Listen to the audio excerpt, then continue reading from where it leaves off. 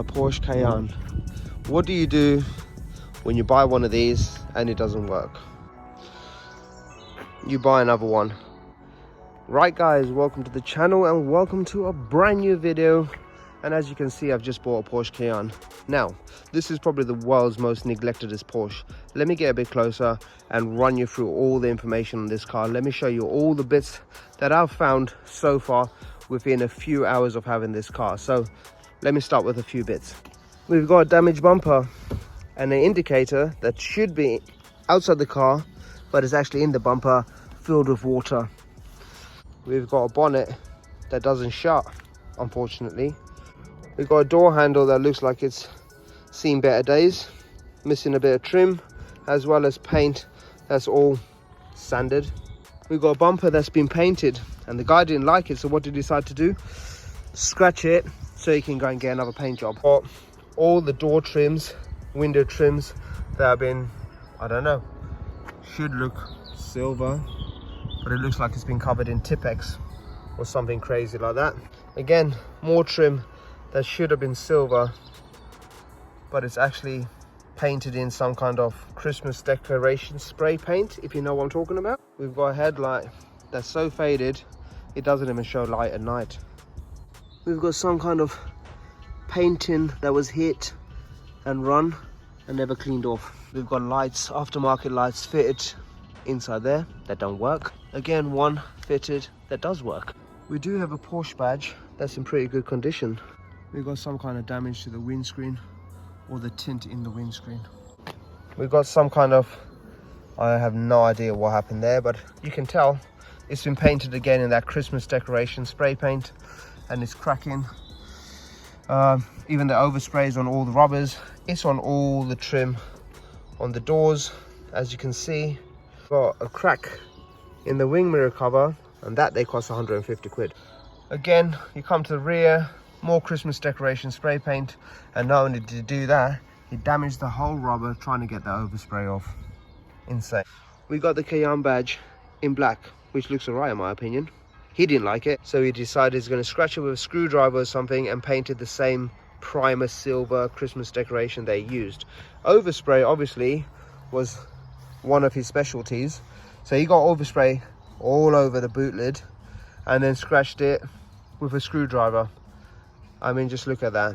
Let me just take a step back. Just have a look at that. Insane, guys. We've got a massive dent, which he reversed into a skip. We've got rear lights that are holding water on the inside. Yep. We've got this rear window that should pop open, but it doesn't. That's broken. We've got the roof racks all sanded down, ready for his crazy paint that he's put on it. We got a rear tire that doesn't hold air for more than a few hours. At least the rims are good. You got obviously all the electric windows, which is obviously a nice option. You can lock the doors, front and back electric windows. Something obviously must have been wrong there. There must have been a problem with them switches, so he decided to take this off and then super glue it back together so it stays down. Super glued together. You got missing door trim. Look at that. Carpet missing. Trim missing for there because the bonnet catch doesn't work. The leveling light for the front lights to go up or down, the switch is in there, so that doesn't work, or he can't get back to it. He wasn't a big music fan, so you know what I decided to do? Rip the whole head unit out. So that's missing. Not only did he do that, he decided to take away the center console. You know, you normally got switches there, cup holder. That's missing. And obviously the screen that should be in there is gone. Now, you must be thinking I'm insane to buy this car. Let me explain. There's a bit of sense to why I did this. And number one is, this is a 3.2 V6. Now, if you don't know about these cars was produced by Volkswagen. Back in the day, 2004, I'm pretty sure Volkswagen still owns Porsche today. Don't quote me on it, but I can guarantee back in the day, this was a Volkswagen. In fact, let me show you. That's a Volkswagen badge right there. That's a DSG box from a Volkswagen. Those lights are from a Mark V Golf. In fact, the whole front looks like a Mark 5 Golf. The seats that are in really good condition are the exact same seats from a Mark 5 Golf. The rear seats that are in pretty good condition that just need a clean are the exact same seats in a Mark 5 Golf. So after watching LLF a few years ago, I come across a video when he uploaded Abs. He's got the R32 Mark 5 Golf DSG, and that's turbocharged, and that was rapid. After seeing it and just hearing it and seeing it shift through the gears,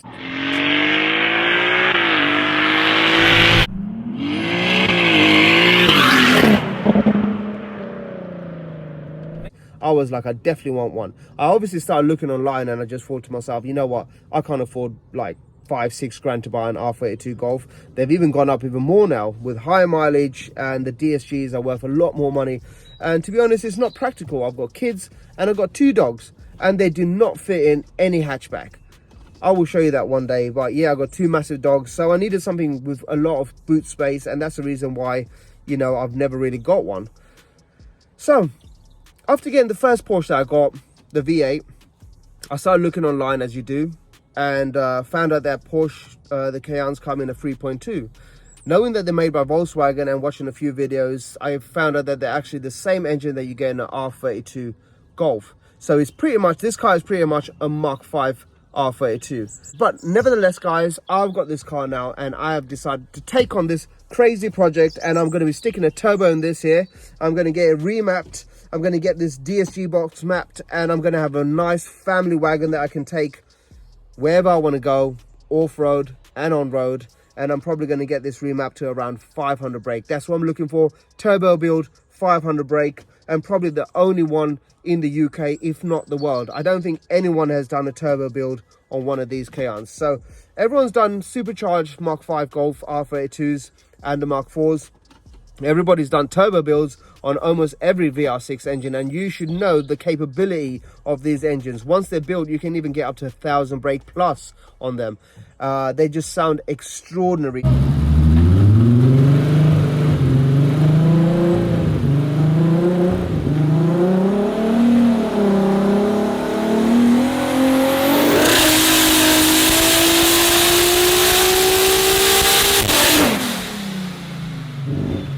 If you like cars, an R32 is probably one of the most insanest sounders cars.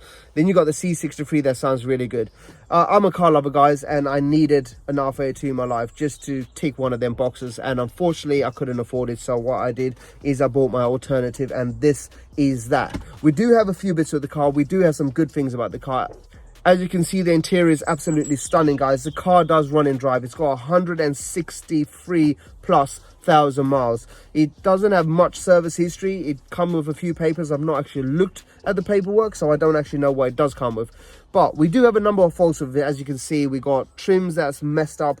We got the fans in here that don't work. I was driving home and I only found out because it started getting steam in here. So what I had to do was obviously open the windows and then start driving with the windows open. It was freezing that night as well.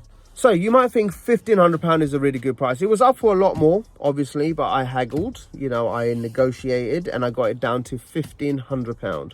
£1,500 for a Porsche Cayenne that runs and drives with 163,000 miles. It is not without its faults, guys. As you've seen, there is more issues with this car. When you're driving, it squeaks a lot when you turn left and right. I have no idea why it's doing that, but I will show you that at some point when we do a nice little driving video, when I probably find more issues with the car.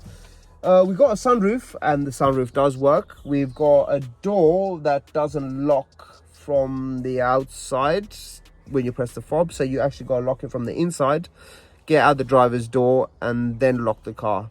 We have got all the screens and stuff are actually in the back, so we do have the bits. We do have all the trim. I think all the trim, we do have them. I don't really know. It does start and drive. It seems to drive really fine. I did drive it back over 2 hours, I think over 100 miles. I was doing about 60 all the way. I did test out the speed up and down just to see what it does. It does actually have the coolant light on. I did stop at Tesco and I did top it up with coolant, and shortly after the coolant light back on. So I'm not sure what the issue is on that. Does it have a hole? It doesn't overheat because I did drive it back 2 hours, like I said. So what I decided to do, and always do this, guys, so when you go and pick up a car and you're miles away, you never know if you're going to break down because you're going to have a flat tire. If you don't have a spare wheel in the back, such as this car didn't, a few tips and a few ideas that I always do is this. You stop at your nearest Tesco and you buy yourself some oil that goes with the car. You get yourself a tire puncher inflator kit, you know, for emergencies. I always carry this with me, so that's mine. Obviously the oil, like I mentioned, just in case you're low on oil or it decides that it's running low on oil. And then I obviously bought this here because we needed coolant, and unfortunately the coolant ran out, so I had to go back to Tesco because it wasn't out. I didn't get out the car park when the light came back on, so I went and bought that. I always buy this when I buy a new car, petrol or diesel. I stick it in there when I'm driving, you know, because you're going to fill up the most at that point. And this stuff works really, really well. After watching Fifth Gear, I've always used this, and it does seem to work, to be honest. Cleans out the fuel lines, and because you're driving, you're topping up the car with the most fuel at any one time, and you're going to be driving 2 hours straight. It's probably the best time to always top up this stuff here when you first buy a car, especially when you're keeping the car. So all this stuff has not been used, guys. The only thing that has been used is that there and that there. And now that I'm back and I don't actually need that, I'm going to actually take them back to Tesco's and get my money back. So I bought it just for an emergency. So it's a top tip, buy it for an emergency. And if you get home safely and you don't need it, just take them back. This was an offer, so I'm going to end up keeping that there, but because it was cheap enough. And obviously I won't be keeping this here because I'm going to go to Euro Car Parts and buy the exact coolant for this car. Nobody else has done that or even pointed that out online. I don't even think nobody's even thought of that. So just because that's such a genius idea, give me a thumbs up for that there, and please subscribe to the channel, because trust me, that is probably something that you are going to do going forward, and it's probably going to save your life one day. So yeah, thank me later for that, guys, and you've seen it here first. So I am feeling very proud from that idea, because after getting a car that was in this bad shape, I decided, you know, I ain't going to risk it. I went to the nearest Tesco and I supplied myself up with as much emergency backup as possible. I was lucky enough I got home safe, so I will be taking some of that stuff back and getting a full refund for the things that I don't need. And I'll be driving to my nearest Euro Car Parts in a few minutes after I get my MOT done and buying a full service kit for this car. And in the next video we will be doing a service on it, so that's oil filter, air filter, helium filter, changing the oil, obviously spark plugs. Probably I'm going to look for new tires. I'm looking to do like a off-road, on-road, all-terrain tire type thing. Comment below and let me know if that's a good idea. The rims on the car, let's have a look at them. The rims on the car, guys, are uncurved, unmarked, and in really good condition. I do like that sort of wheel. It's an 18-inch, so can you imagine an all-terrain tire on that will look really, really good. Again, look at the size of them brakes. Jesus Christ, look at the size of them brakes. I mean, this is why you get one of these instead of a Mark V Golf. You got space for the family, and you get a lot of options, such as big boy Porsche Cayenne brakes. A lot of people from the Mark V community actually use them on their Mark Vs. So why not just buy one of these in the first place? Save yourself money and be a lot different. So now that you see the car, guys, let me go and get my MOT and I will continue the video in a minute. Right, guys, unfortunately the car failed its MOT. Let me explain what happened. As you know, I took it to my mate's shop. We did go over the car, we did look underneath, we did check everything that needs doing. Things that I thought it would fail on is probably the disc and pads. However, there wasn't that bad. And there probably was added to the advisory if I'm not mistaken, but it actually failed on emissions again. Now I do know why that is, actually, because after fixing the exhaust leak, we did check if there was any other leaks, and there was no other leaks coming from anywhere. We couldn't find any. And I do know, because the car was sat there, I went there a little bit early and I was sitting there for around 30 minutes waiting to go in. When I did go in, I started the car, it wasn't up to temperature. We had it on the ramps. He was looking around doing all his checks and all that kind of stuff. The car was only getting up to temperature. Now, let me explain. Your car will normally fail its emissions if your catalytic converters are not hot enough. So, unfortunately, the car failed that day. But the next day when I had it booked in, I made sure I was there, prepped and ready to go in. So what I did is keep the engine running. And while the engine's running, keeps your catalytic converters hot. And the more hot your catalytic converters are, the more chances the exhaust gases that have not burned through the engine go through the catalytic converters and burn in the catalytic converters, which gives you a lot cleaner exhaust fumes. And that's the reason why your car passes. So I went there prepped for my exhaust emission test, because that's all I had to do was basically the emissions, and I kept the engine running and we passed on that. So in the next video, guys, now that we got the car running and we good for a year's worth of MOT, we can start modifying this car. So as I said, I want to turbocharge it. If you guys are not subscribed, please don't forget to like, subscribe and share. And in the next video, we'll be giving the car full service and potentially tackling all the cosmetic side of things. Let's see how we get on.